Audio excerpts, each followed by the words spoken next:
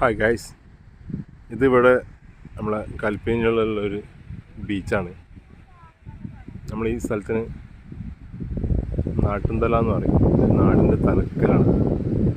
ഇതാണ് ഇവിടെ ഈ നാടിൻ്റെ എൻഡാണ്. ഈ സ്ഥലത്തിൻ്റെ പ്രത്യേകത എന്താ പറയുക, നോക്കിക്കാണേ, ഞാൻ കാണിച്ചു തരാം. ഈ സൈഡ് ബീച്ചാണ്, കടലാണ് ഒരു സൈഡ്.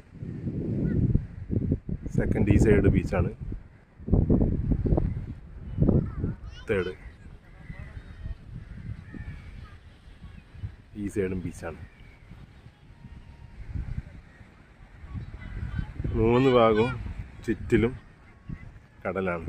ഇതൊരു ജസ്റ്റ് ചെറിയൊരു പ്ലേസാണ്. അടിപൊളി ഏരിയ ആണ്.